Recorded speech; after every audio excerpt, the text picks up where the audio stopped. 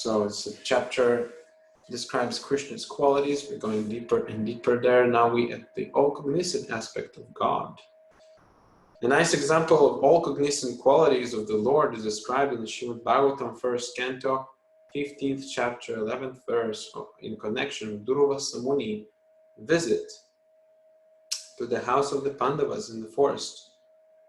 Following a calculated plan, Duryodhana sent Durvasa Muni and his 10,000 disciples to be guests at the Pandavas in the forest. Duryodhana arranged for Durvasa and his men to reach the place of the Pandavas just when the Pandavas' lunchtime was ended. So the Pandavas would be caught without sufficient means to feed such a large number of guests. Knowing Duryodhana's plan, Krishna came to the Pandavas and asked their wife Draupadi if there were any remnants of food which she could offer to him. Draupadi offered him a container in which there was only a little fragment of some vegetable preparation, and Krishna at once ate it. At that moment, all the sages accompanied Durvasa were taking a bath in the river, and when Krishna felt satisfaction from eating Draupadi's offering, they also felt satisfaction, and the hunger was gone. Because Durvasa and his men were unable to eat anything more, they went away without coming into the house of the Pandavas. In this way, the Pandavas were saved from the wrath of Durvasa. Duryodhana had sent them because he knew that the Pandavas would not be able to receive such a large number, and thus Durvasa would become angry and the Pandavas would be cursed. But Krishna saved them from this calamity by his trick and by his all-cognizant quality. Would you like to read the next one, Chase? Sure. Krishna is always remembered, and his name is always chanted by millions of devotees. But the devotees never become saturated. Instead of becoming disinterested in thinking of Krishna and chanting his holy name, the devotees get newer and newer impetus to continue the process. Therefore, Krishna is ever fresh. Not only Krishna himself, but also Krishna's knowledge is ever fresh. The Bhagavad Gita. One second. I apologize, Prabhu.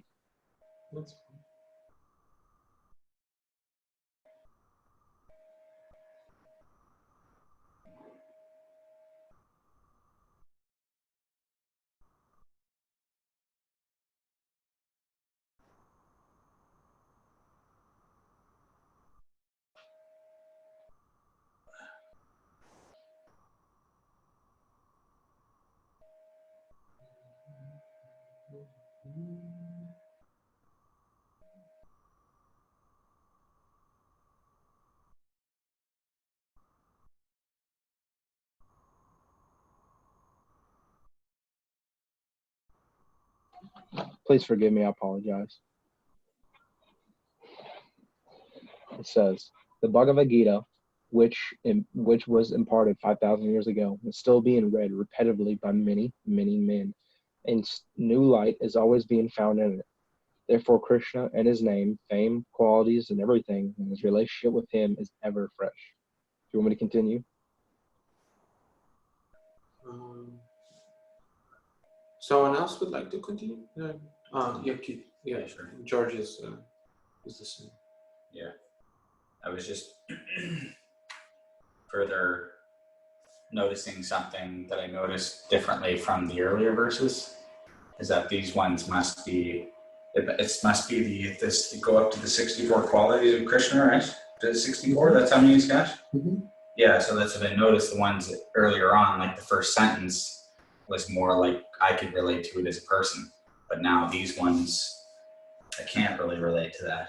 Like, you get what I mean? Mm. Like when it was talking about steadfast and all that stuff, like grave, a person, or forgiving a person who can tolerate all kinds of offenses from the opposite party, who's known as forgiving. So it's, I don't know, it's just a really interesting Well, way. most of these qualities are in us too. Yeah.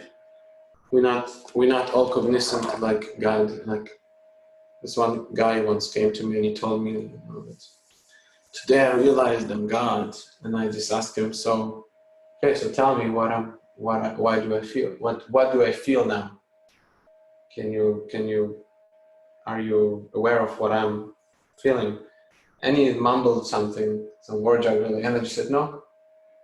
No, I said, no, you say no because you know that I'm God and you protest. Well, the fact that there is a protest against God, you know, it's, Yeah. you know, you're not, even Krishna, he's protested, you know, but yeah, we're not able to completely relate. Yeah, Or like we have some independent. we have some cognizance, like you say, but we're not Yeah. all cognizant. It's not absolute. Yeah. But So that once we get up to so many qualities, there's qualities of the jiva, and then there's qualities of the Vishnu Tattva, right? And yeah, changeless. Yeah, the soul is changeless. Yeah, we are too ever fresh. There is a name like that, Sanjif, ever fresh, evergreen. Yeah. The soul, yeah. We are too, because we're parcel of Krishna, so all these qualities, we possess them in 78% in minute quantity. Yeah. But even that is like more than enough, because we are minute. We're like insignificant, almost insignificant, and intimate, and infinitesimal. Infinitesimal. Yeah. Yeah. Yeah, I agree. Yeah, but anyway, it's an interesting way of kind of like presenting. Krishna is always remembered, and his name is always chanted by millions of devotees. But the devotees never become saturated. Instead of becoming disinterested in thinking of Krishna and chanting his holy name, the devotees get newer and newer impetus to continue the process. Therefore, Krishna is ever fresh. Not only Krishna himself, but also Krishna's knowledge is ever fresh.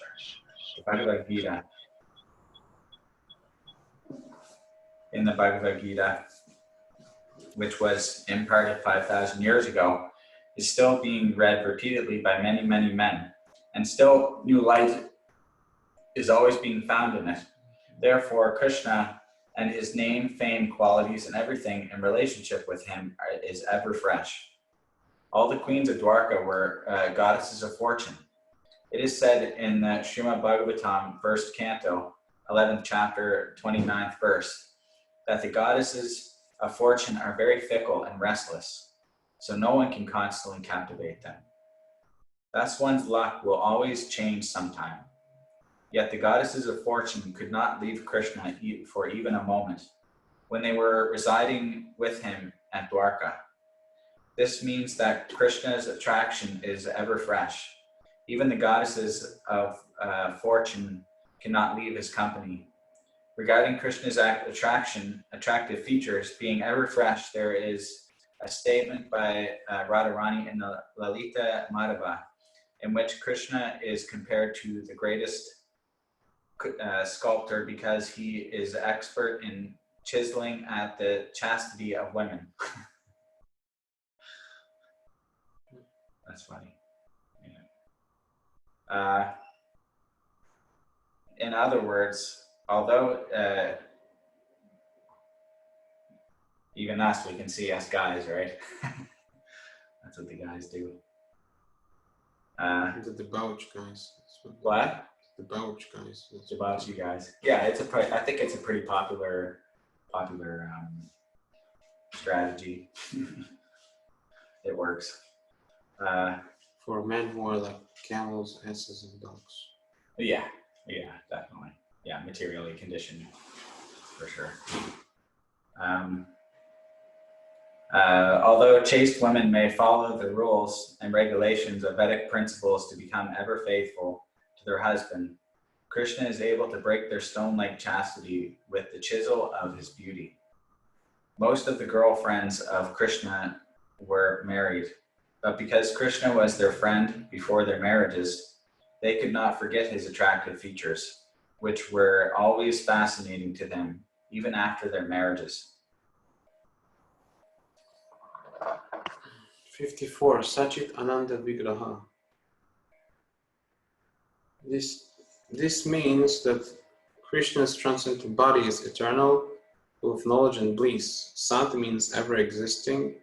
Sat means ever existing for all time and in all places. In other words, all pervading in time and space. Chit means full of knowledge.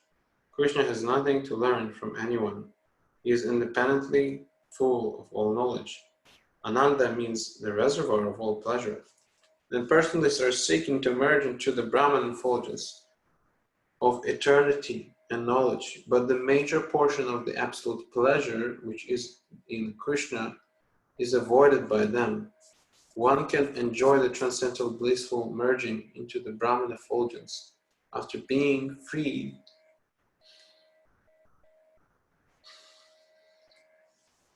from the contamination of material illusion.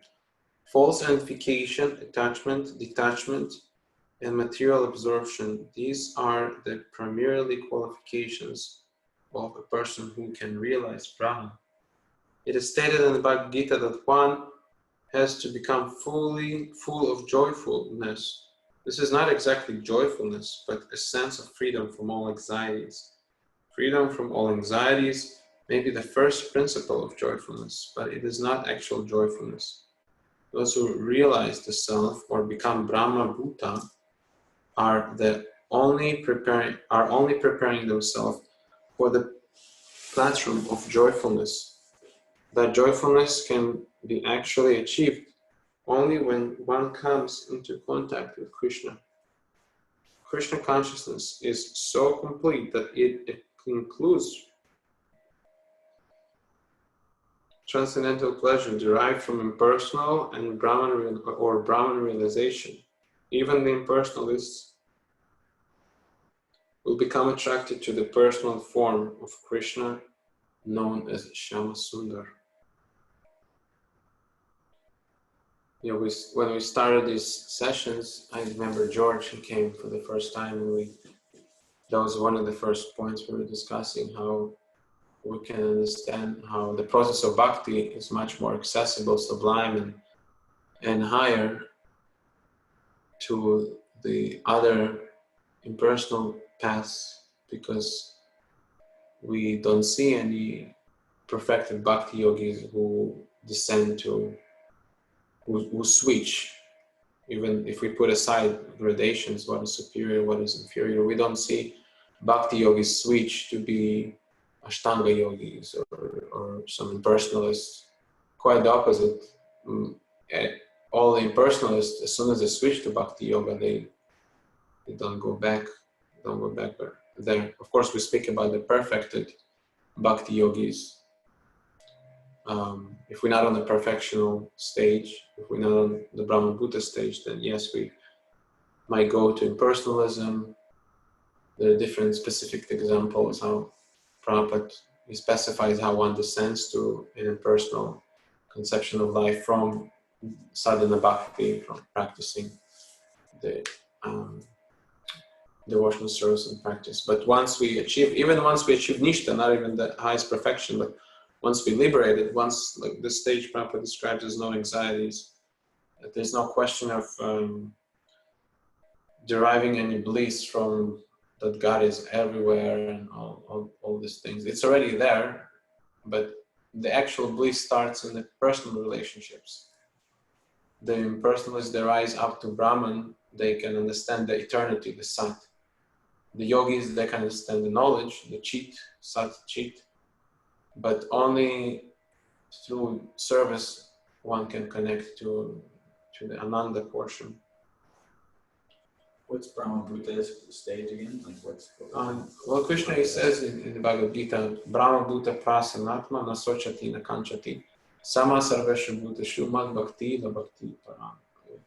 as soon as one reaches a state of known nasochati, nakanchati, no hankerings, no lamentations, he is equipoised in devotional service.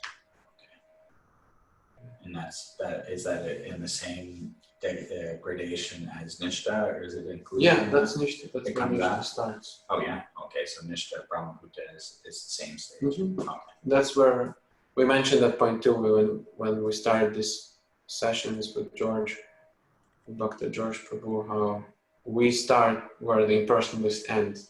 We start actually in liberation.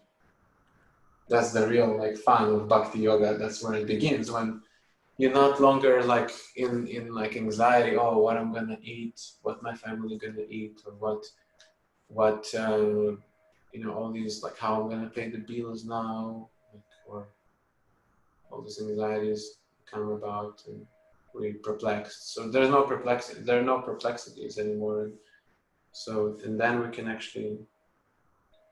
can connect to God, because we don't need anything from God. So long we're in anxiety, we all the time, subtly or grossly, we pray to God. Oh God, please give me money, give me a beautiful wife, give me children, give me riches, give me fame, give me this, give me.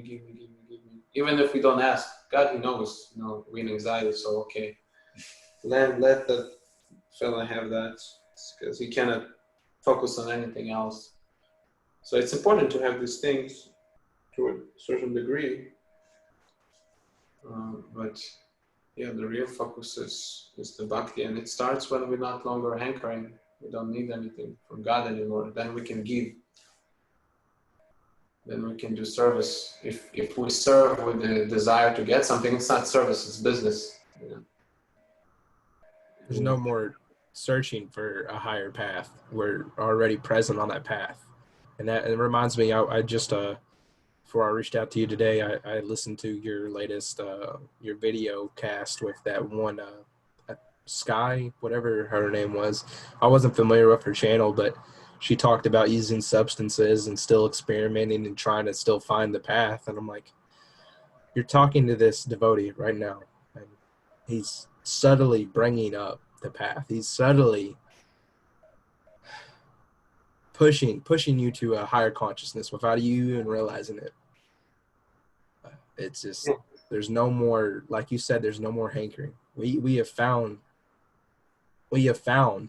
what needs to be found.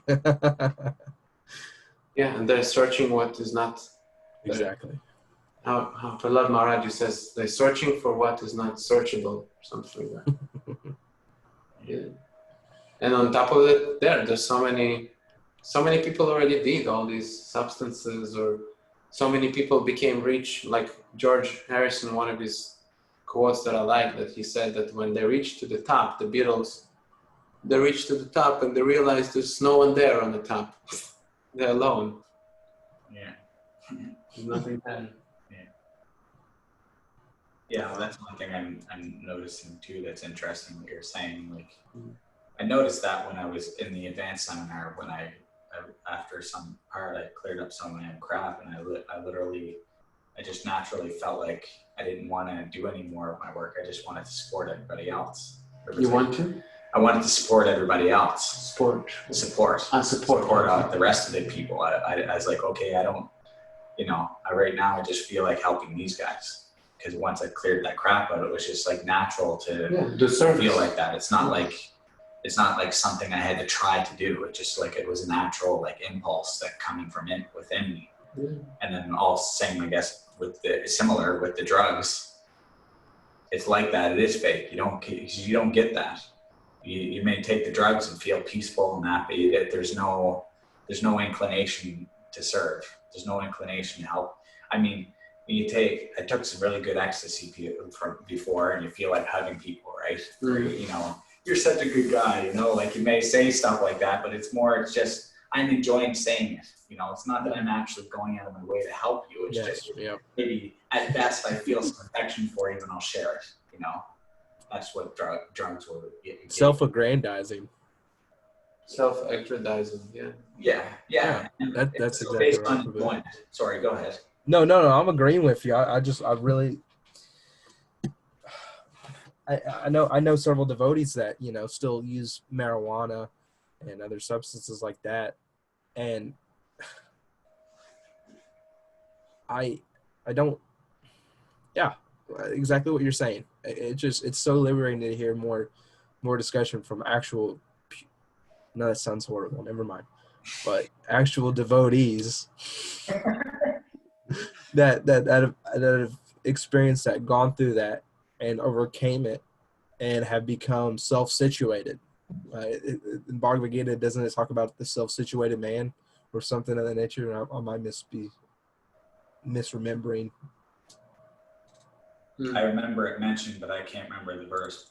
Maybe Ramachandra knows. The self-situated yogi, blah, blah, blah.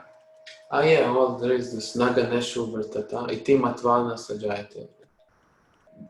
The yogi, when he reaches not even perfection, but when he is on the path of self-realization, is not interested in fruitive activities, anything that gives him pleasure to the senses. He's not interested in that.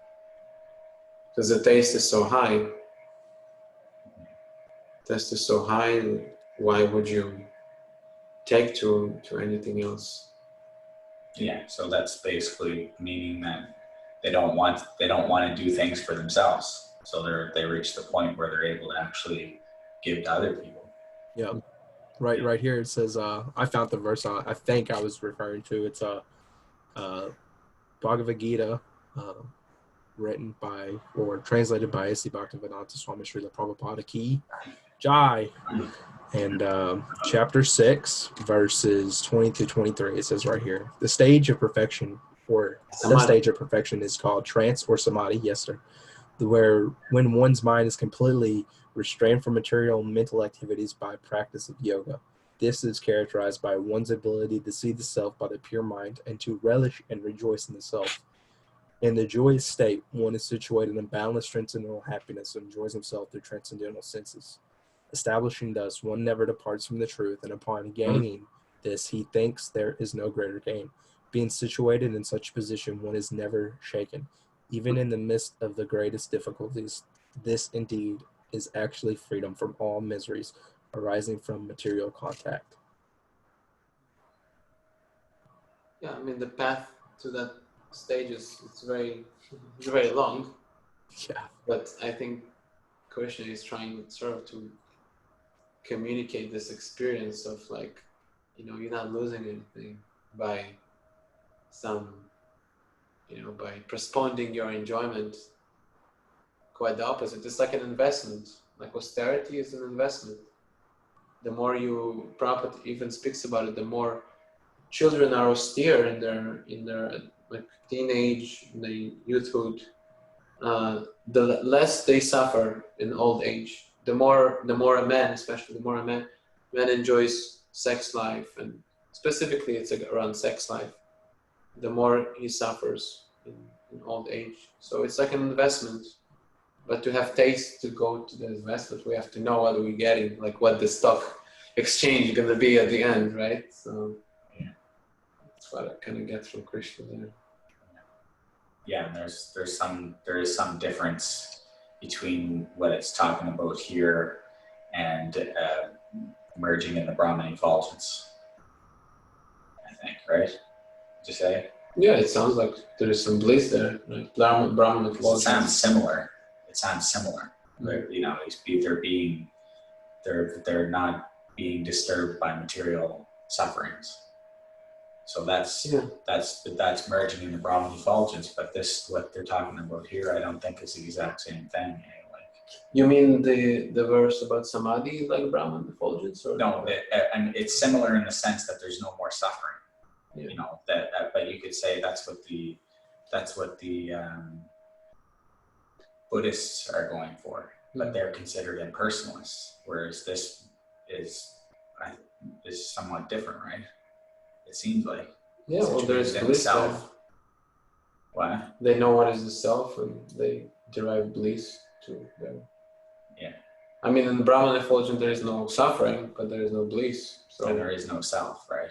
There is no nothing there. Yeah, the self too is in the seed form. It's not developed. So yeah, this anxiety it grows to such an extent that the soul decides to just go back to the material world and suffer, just to have something, some sort of an experience.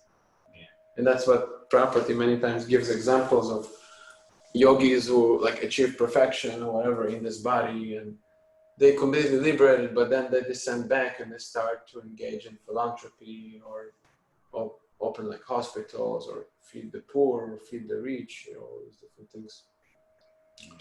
Why they do that? Because they didn't actually realize the self.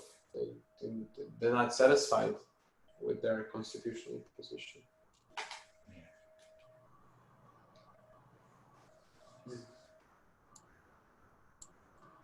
Would you like to continue, Chase? It is confirmed by the statement of Brahma Samhita. In the purport or in the Nectar devotion? Nectar of devotion. Okay, my apologies. It is confirmed by the statement of Brahma Samhita by the Brahman effulgence and the bodily ray of Krishna. The Brahman effulgence is simply an exhibition of energy of Krishna. Krishna is the source of the Brahma effulgence, as he himself confirms in the Bhagavad Gita. From this we can conclude the impersonal feature of the absolute truth is not the ultimate end. Krishna is the ultimate end of absolute truth. The Vaishnava schools, therefore, never try to merge into Brahman effulgence in their pursuit for spiritual perfection. They accept Krishna as the ultimate goal of self-realization. Therefore, Krishna is called Parama Brahman. Did I say that right? Param Brahman? The Supreme Brahman, or Parameshwara, the Supreme Controller. Sri Yama Natrandra, I apologize. Sri Yamana Acharya has prayed as follows. I'm sorry. My dear Lord, I know that the gigantic universe and gigantic space and time within the universe are covered by the 10 layers of material elements, each layer 10 times larger than the previous one. The 3 material modes of nature, and I can't pronounce that. Garbhudakashaya. Buddha Atasha, Vishnu, and the Keros Dayakashri. Vishnu, the Maya Vishnu, and beyond them, the spiritual sky and its spiritual planets known as Vaikunthas, and the Brahman effulgence and their spiritual sky. All of these taken together are nothing but a small exhibition of your potency. You want me to continue? I can just touch on this 10 times bigger. Yeah. On my last visit in New York, there's a group of devotees there to discuss cosmology a lot, and they found like in Prabhupada's quotes and some references that kind of explain more how the universe looks, and there's like an earthly plane which is so big, according to Prabhupada. Like the Earth planet here is part of like Navadvip, which is 9 other earthly planets, but then all together they're in a cluster of like a huge earthly plane, which is situated in the, hey, Hare Krishna, Laura, nice to see you, in the middle of the universe.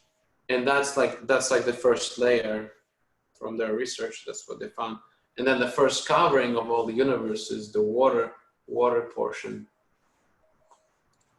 So, and then the last one is the false ego, and that's why it's considered to be why is it dark here? Because the false ego is very, very dark. Bumir apo analo vayur kamano budhir evacha. These eight or 9 material elements that constitute this material world. And so you have earth, water, fire, ether, mind, intelligence, false ego. Earth, water, fire, air, ether, mind, intelligence, false ego, 8. I wonder if there's any stories of anybody who goes through those layers and like Yeah. what their experience is like. Arjuna with Krishna does. in the end of the Krishna Does it book. describe the experience there, like the I don't layer know. where there's nothing but the false ego? Man, it must be a really weird place. Isn't that what you just mentioned, Ramachandra? When Arjuna goes to hell? Not to hell, but they go to rescue the sons of some sons. I think it's the sons of Devaki. They Okay. go to rescue the 7 sons of Devaki. And to do that, they do like a whole research. And I think Arjuna too, he goes to hell. Yeah. He goes to hell, he goes to heaven, he goes everywhere and he cannot find anyone. And then he finds who took them. That was Mahavishnu. Oh. So to get to Mahavishnu, like we read about Kshirodakashaya Vishnu, Garbhodakashaya Vishnu, and then Mahavishnu, which is actually Advaita Acharya on the Panchatattva, on the 5 Gs. That's the G with the beard. And he is actually the personality of God from whom all these universes they emanate. They emanate like sweat in a sense. Like we have different, just like we have pores, and from these pores sweat comes. So Krishna, God too, he has these small pores, but instead of sweat, from every pore there's a universe that comes. So Arjuna and Krishna, with the help of Krishna, they go there, and there's a whole like a conversation with Mahavishnu, and he sort of like it's really it's a lot of fun. It's a long chapter. It's one of the long chapters. So maybe after we're done with Nectar of Devotion, we can And that's in Srimad Bhagavatam. Yeah, 10th canto or in the Krishna book. Okay. Possessing all mystic perfections, there are many stands of perfection. The highest material perfection obtained by the perfect yogis are listed as 8. To become smallest of the small, to become the greatest of the great, etc. All these material perfections, as well as all spiritual perfections, can be found fully in Krishna's personality. That's why one of the names of God is Yogeshvara. Yogeshvara possesses all mystic powers. And Sanjay summarizes, that's actually the last name of Krishna, which is mentioned in the Bhagavad Gita, Yogeshvara Hari. I forget the Sanskrit, but Sanjay concludes in the last verse that Yata Yogeshvara Krishna, Yata Yogeshvara Hari. So that where the supreme mystic is and the supreme archer, where the supreme mystic is Krishna and the supreme archer Arjuna, there is victory, fame, fortune, something like that. It's a nice name. The last name of Krishna in the Bhagavad Gita. There's so many names there.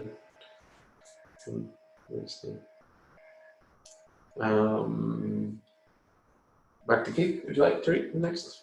Yeah. Krishna is present everywhere. Not only, Krishna's inconceivable potencies. Krishna is present everywhere, not only within the universe, not only within the hearts of all living entities, but within every atom. Within the prayers of Queen Kunti, we find mention of this inconceivable potency of Krishna. While Krishna was talking with Kunti, he simultaneously entered the womb of Uttara, who was in danger due to the atomic weapon of Ashwatthama. Krishna can illusion even Lord Brahma and Lord Shiva, and he can protect all surrendered devotees from reaction of sinful activities. These are some of the examples of his inconceivable potencies. Srila Rupa Goswami therefore offers his obeisances unto Krishna by saying, Krishna, who is present as a human being, has as his mere shadow the whole material nature. He has expanded himself into so many cows, calves, and cowherd boys, and he has again manifested himself in all of them as the four-handed Narayan. He has taught millions of Brahmanas self-realization, and thus he is worshipable not only by the heads of all universes, but by everyone else also. Therefore, let me always accept him as the Supreme Personality of Godhead. When Indra was defeated by Krishna in the matter of taking the Parijata plant from heaven,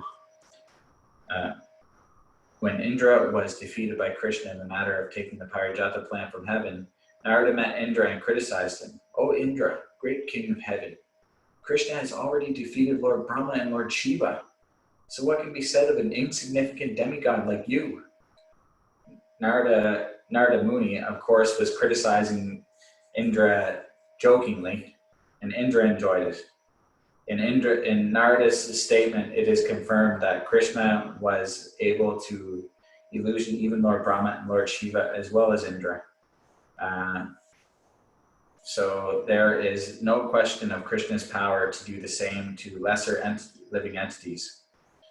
A description of Krishna's power in minimizing the sufferings of simple reactions is given in Brahma Samhita as follows.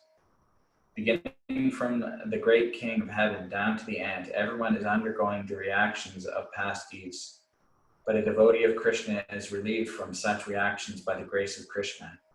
This was clearly proved when Krishna went to the place of Yamaraj, the Lord of Death, to reclaim the dead sons of his teacher.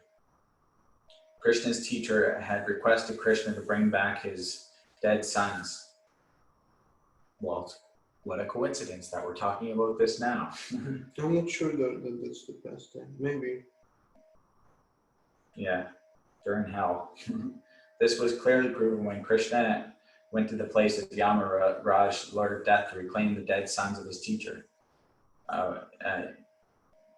Krishna's teacher had it's not necessarily the same. Yeah. Krishna's teacher had requested Krishna to bring back his dead sons, and to do so, Krishna went to the palace of Yamaraj to claim these souls who had been brought there by Yamaraj and were being kept under his control. Krishna immediately ordered Yamaraj, "Be benefited by my order and return these souls unto me." The purport of this incident is that even a person who is under the regulative principles of the laws of nature and is therefore punishable by Yamaraj under these laws can be granted complete immunity by the grace of Krishna. Krishna's inconceivable potencies have been described, because this one they went to Mahavishnu. This one they went to Mahavishnu. And then there was one pastime where they went for what's his teacher's name? I can't remember. Sandipani. No, the other one, Acharya. In school, he had Sandipani Muni, and he's like His martial arts teacher. Dronacharya? Dronacharya, yeah. Okay. They went there to get Dronacharya's children as some way to pay him back or something like that. Well, I remember two incidents where one, Devaki, because she lost 7. Kamsa killed 7 of her children, and the other with Sandipani Muni. So one of them, they went all the way to Mahavishnu, and one of them, they went to Yamaraj. Okay. Yeah, and I'm confusing it with another story where they went and got somebody who killed his son or something like that, and then they went and captured the king and brought him back to him or something like that. Anyway, I can't remember it clearly enough. So, Krishna's inconceivable potencies have been described by Shukadeva Goswami as follows. Krishna is bewildering my intelligence because although he is unborn, he has appeared as the son of Nanda Maharaj. He is all-pervading, but still he is held on the lap of Yashoda. In spite of his being all-pervasive, he has become limited by the love of Yashoda. Although he has innumerable forms, still he is moving as one, Krishna before his father and mother, Nanda and Yashoda. In the Brahma Samhita, it is also said that although Krishna is eternally living in Gokul Vrindavan, his transcendental abode, he is still present everywhere and even within the atoms. So I have an idea, if you're into Maybe we do a little chanting before we conclude the session. Would you like to do a little kirtan, Prabhu? Kith? Me? Yeah, I can pick some melody. Can I sing maybe this melody that I've been practicing? Yeah, that's why, it's interesting because that's why I was inspired, because I heard you practicing the melody and I thought, okay, maybe you would like to chant. It's pretty nice. So. Okay, please. Keith, he was practicing this melody and he's gonna play it for the pleasure of Prabhupada and Lord Chaitanya. This was the first melody kirtan that I really fell in love with when I came in contact with devotees. That's very special. Nitai, he had this recording and he showed it to me, and I just kept, I got it on an MP3 player, and I just kept listening to it again and again and again. You know, it's just so amazing.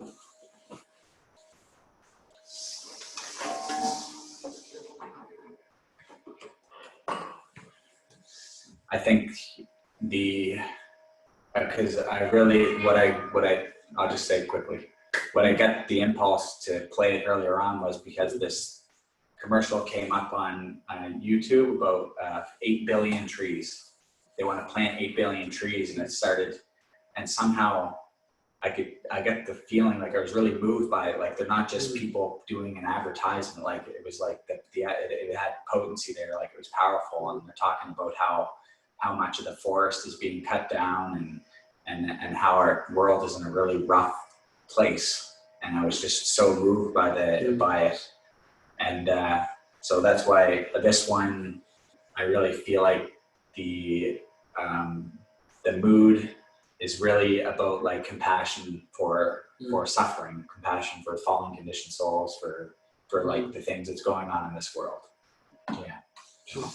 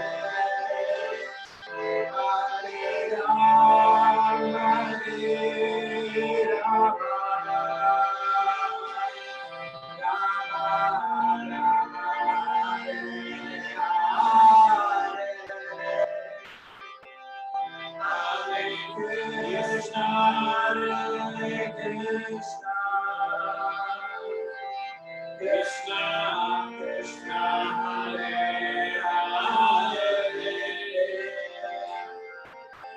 Hare Rama, Hare Rama,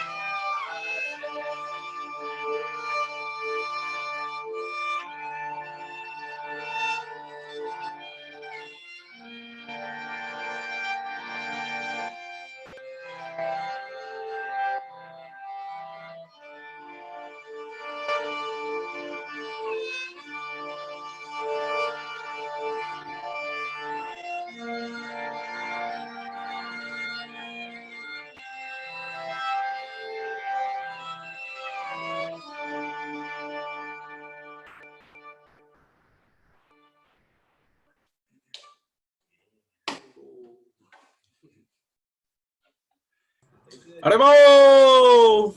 Yeah, isn't it so nice? Like, it's like, wow. Keith, you are talented. Yeah. It just so captures the feeling that's happening in the world right now. Like, it just,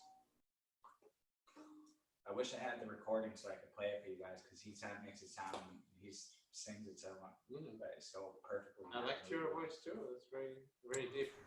Thanks. It's definitely something when this gets posted to YouTube, I'm definitely going to skip to the last 30 minutes of this this session and just constantly play it. Thank you very much. Yeah. No, I loved it, both of y'all. So anyone would like to share what's going for him, for her? Lara, you joined a bit late, but it's okay. You can, if you feel like it, you can still share what's on your mind, on your heart. Or maybe George can escape. They Diaper changing. Duty. It's okay. Gotta do what you gotta do. Hare Krishna. Yeah, so I really appreciate the kirtan, Keith. Thank you so much. And Ramachandra, beautiful violin. Yeah, so just appreciating the mercy of Baba Swami and Prabhupada and for all the conditioned souls, including myself. And yeah, just feeling grateful for the holy name. It's easy. It's like you don't have to think too hard, you know. So yeah, very grateful for all your reading, and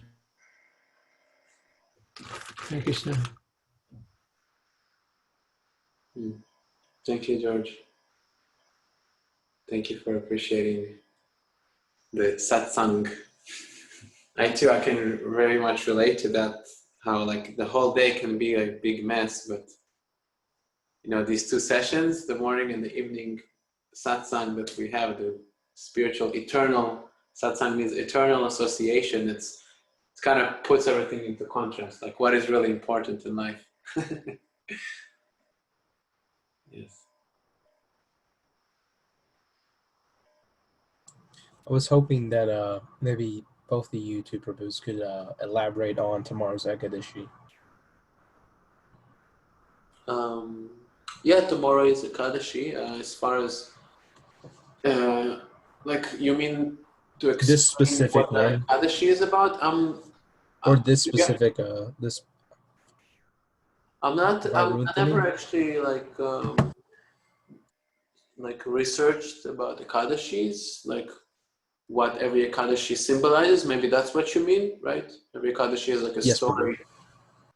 Yeah, I personally, I never really dug into that. I never heard that Prabhupada did either. So we just kind of follow that, and I personally try to absorb myself more in reading and chanting, do some extra rounds, extra satsang. Tomorrow I think we planned with Chase to do like a session together to meet. So that will be a nice time, nice way to spend Ekadashi too. I hope so. It's the only thing I was getting at yesterday for tomorrow's meeting. Rather, it's still like since I live on a farm, we have about one, maybe two, almost 2 acres of strawberries, and since it's been frosting here still, we've been tarping for close to a week now. We've had tarps over our strawberry patch so the blossoms don't get frostbitten and die, so we can actually have strawberries come up next month and in June. Mm-hmm. So we'll be taking that tarp off tomorrow. So that's what I'm saying. If I don't answer when you call, my humble obeisances, I'm sorry. Okay, that's fine. We can speak about it tomorrow. But yeah, just it's an extra incentive to do something for Krishna. Maybe I think there are different stories, but I'm not aware of. But yeah, if everyone feels complete, we can conclude the session. Everyone feels complete? Yeah. Thank you for having evening sessions. I appreciate it. Oh, you're welcome, Laura. I can't always make the morning ones because I'm at work, so thank you. Thank you for appreciating. It's very encouraging. We're here for Krishna and for his parts and parcels.